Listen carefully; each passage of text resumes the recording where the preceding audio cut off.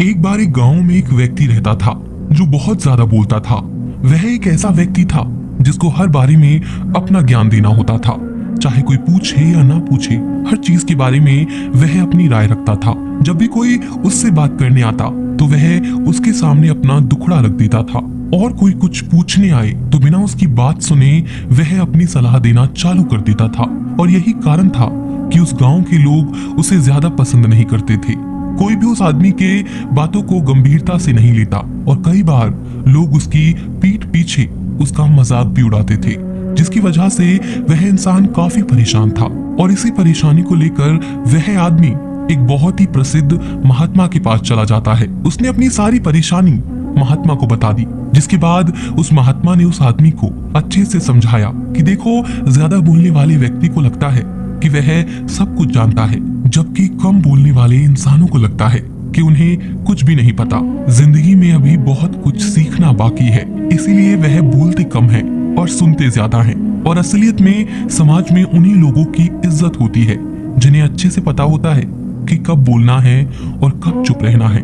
देखो, मैं तुम्हें एक दिन में तो नहीं बदल सकता, लेकिन मैं तुम्हें 5 ऐसी स्थिति बता सकता हूँ जहाँ किस भी व्यक्ति को चुप ही रहना चाहिए। ऐसा कहकर वह महात्मा उन 5 स्थितियों के बारे में बताना चालू करते हैं। पहली स्थिति, जब तुम्हें लगे कि कोई तुम्हारी भावनाओं को तुम्हारे शब्दों से नहीं समझ सकता, उस समय तुम्हें भी चुप रहना चाहिए।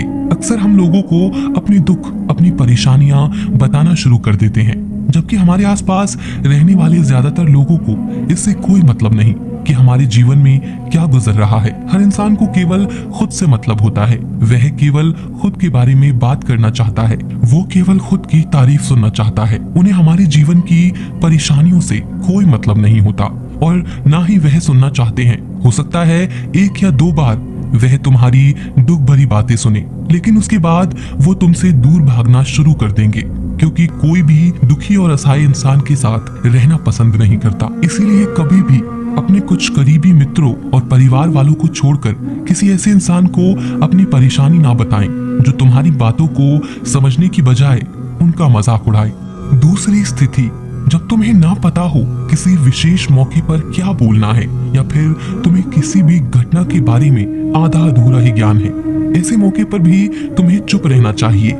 ऐसा इंसान जो आधा अधूरा ज्ञान होने के बाद भी उस विषय के बारे में बात करता है, वह अक्सर मजाक का पात्र बनता है, और कोई भी ऐसे इंसान को कभी गंभीरता से नहीं लेता। अपनी बात को प्रभावशाली तरीके से वही इंसान रख सकता है जिसे उस घटना या विषय के बारे में गहराई से जानकारी है। इसीलिए कभी भी आधी अधूरी और इधर उधर से मिलने वाली जानकारी के आधार पर लोगों से अपनी बात मनवाने की कोशिश ना करें। तीसरी स्थिति, गुरु ने कहा, जब कोई इंसान तुम्हारे सामने किसी तीसरे इंसान की बुराई कर रहा हो, तब ऐसी परिस्थिति में भी तुम्हें चुप रहना चाहिए। तुम्हें कभी भी ऐसी नकारात्मक बात का हिस्सा नहीं बनना चाहिए, क्योंकि आज जो इंसान तुम्हारे सामने किसी तीसरे इंसान की बुराई कर रहा है, वही कल किसी और के सामने तुम्हारी भी बुराई करेगा। और इस बात की ज्यादा संभावना है कि आज तुमने उसकी हाँ में हाँ मिलाने के लिए तीसरे इंसान की जो बुराई की है, कल रिश्ते ठीक होने पर दोस्ती में वो इंसान उससे कह देगा कि तुमने उसके बारे में क्या क्या कहा था। इसीलिए जब भी कभी कोई किसी तीसरे इंसान की बुराई करे या उसके गलत समय का मजाक उड़ाए, तो तुम्हें ही बस उसकी बातें सुन लेनी है, अपनी कोई भी राय वहां नहीं देनी है। अगर तुम ऐसा करते हो तो भविष्य में तुम्हारे लिए समस्या खड़ी हो सकती है। गुरु ने कहा, चौथा, जब कोई तुम्हारे ऊपर गुस्से और घृणा से चिल्लाए, तुम्हारा अपमान करने की कोशिश करे, तब ऐसी परिस्थिति में तुम चुप रहकर सामने वाले के गुस्से और घृणा को कम कर सकते हो। साथ ही तुम इस स्थिति को खराब होने से भी बचा सकते हो। जब तुम सामने वाले का जवाब क्रोध से न देकर उस समय चुप रह जाते हो, तब यह बात उस क्रोध करने वाले इंसान के दिल में लगती है। गुस्सा कम होने पर उसे अपनी गलती पर पछतावा होता है, और ज्यादा संभावना है कि वह अपनी गलती के लिए तुमसे क्षमा मांगे, और क्षमा नहीं भी मांगी तो वह अंदर ही अंदर खुद को दोषी समझने लगता है, और फिर वह अगली बार तुम पर गुस्सा करने और घृणा करने से पहले कई बार सोचेगा। लेकिन तुम्हें हर परिस्थिति में चुप भी नहीं रहना चाहिए। अगर कोई गलत कर रहा है तो तुम्हें उसका जवाब भी देना है, क्योंकि कुछ लोग ऐसे भी होते हैं जिन्हें हमारा चुप रहना हमारी कमजोरी का प्रतीत होता है। गुस्से के दौरान चुप रहने का यह तरीका केवल परिवार, सगे संबंधियों और कुछ निकटतम मित्रों के लिए ही सही है, न कि हर इंसान के लिए। अगर तुम हर जगह चुप रहने लग गए तो इसका गलत फायदा भी उठाया जा सकता है। 5वां, जब कोई इंसान उसके जीवन की कोई दुख भरी घटना या अपने जीवन की परेशानी साझा कर रहा हो, ऐसी परिस्थिति में चुप रहकर सिर्फ उसकी बातों को सुनना है।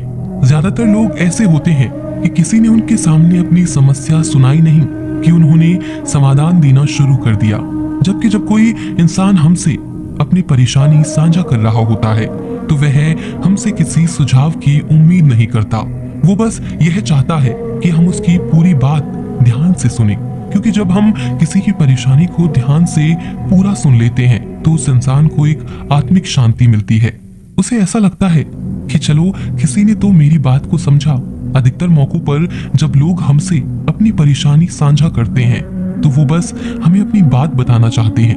वह यह नहीं चाहते कि हम उन्हें सलाह देना शुरू कर दें, क्योंकि जो सलाह हम उन्हें देने वाले हैं वह सब उन्हें पहले से ही पता है।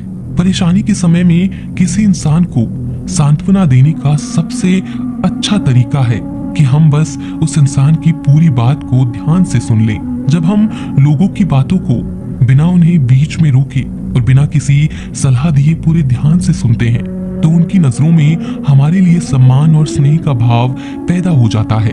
हम ज्यादा गंभीर, समझदार और शांत दिमाग वाले इंसान प्रतीत होते हैं। इसीलिए अब जब भी अगली बार तुम्हें कोई अपनी परेशानी बताए तो बस उसकी बातों को ध्यान से सुन लेना, और जब तक वह तुमसे न मांगे तो उन्हें किसी भी प्रकार की सलाह मत देना। गुरु ने कहा, मेरी एक बात हमेशा याद रखना, जब तुम कम बोलते हो तो लोग तुम्हारी तरफ ज्यादा आकर्षित होते हैं। तुम क्या हो और तुम क्या सोचते हो। शिष्य ने हाँ में सर हिलाया और वो सदगुरु की बातों को समझ चुका था। उसे किन किन परिस्थितियों में शांत रहना है उसने यह भी जान लिया था कि कम बोलकर अपनी प्रतिष्ठा वापस पा सकता है। इसीलिए दोस्तों, हमें अपने जीवन में जितना आवश्यक है उससे कम ही बोलना चाहिए। हम आशा करते हैं आपको ये वीडियो जरूर पसंद आया हो।